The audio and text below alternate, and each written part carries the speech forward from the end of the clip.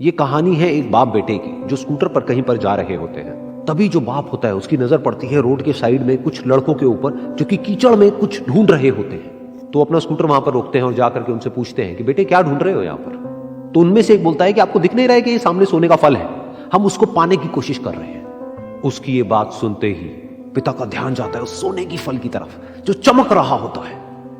फिर उनके माइंड में कुछ इमेजिनेशंस बनने लग जाती हैं कि काश ये जो फल है ये मेरे बेटे के पास में आ जाए तो ना सिर्फ उसकी बल्कि मेरी भी जिंदगी बदल जाएगी।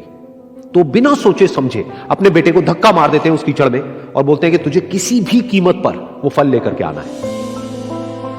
लेकिन बेटे को वो फल नहीं चाहिए होता है, उसके अपने कुछ और ही सपने होते हैं। वो बहुत कोशिश करता है अपने पिता को ये समझाने की कि मेरी खुशी इस फल में नहीं है, मेरी खुशी कहीं और है, मेरे सपने कुछ और है। लेकिन उसके पिता उसकी एक नहीं सुनते हैं। वो उसको धक्का मारते हैं उस कीचड़ में और बोलते हैं कि मैं तुझसे पूछ नहीं रहा हूं, तुझे बता रहा हूं कि तुझे वो लेकर के आना है। तो वो बेटा भी अपने बाप के सपने को सच करने के लिए अपनी पूरी जान लगा देता है और पूरी कोशिश करता है कि किसी तरीके से उस सोने का फल उसके हाथ में आ जाए।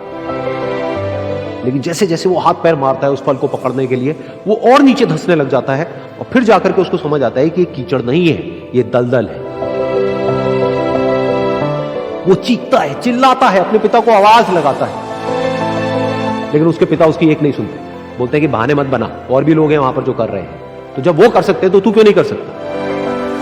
तो एक बार वो फिर से कोशिश करता है और अपनी पूरी जान लगा देता है, लेकिन उसके बाद भी उसके हाथ में कुछ नहीं आता है और वो धीरे धीरे नीचे धंसता चला जाता है और मर जाता है। तब जाकर के उसके पिता को एहसास होता है कि उससे कितनी बड़ी गलती हो गई। वो वहीं बैठ करके रो रहा होता है, चीख रहा होता है, चिल्ला रहा होता है। तभी वहां पर एक साधु आता है और वो साधु उस आदमी से पूछता है कि तुम क्यों रो रहे हो। फिर वो आदमी उस सोने के फल की तरफ इशारा करते हुए उस साधु को अपनी पूरी बात बताता है और बोलता है कि इसमें मेरी क्या गलती है, मैंने तो जो कुछ भी किया अपने बेटे की खुशी के लिए किया। तो वो साधु उस फल को ध्यान से देखता है और उस आदमी को कहता है जिस सोने के फल की वजह से तुमने अपने बेटे को गवा दिया, कम से कम एक बार ध्यान से उसकी तरफ देखा तो होता कि वहां पर कोई फल है भी या नहीं। ये सुन करके उस आदमी को गुस्सा आया और उसने कहा कि सामने तो दिख रहा है फल, आपको नहीं दिख रहा क्या। तब वो साधु उस कीचड़ के ऊपर एक पेड़ होता है जिसकी तरफ इशारा करते हैं और बोलते हैं कि वो जिसे तुम देख रहे हो वो उस फल की परछाई है, असली फल वहां पर उस पेड़ के ऊपर है।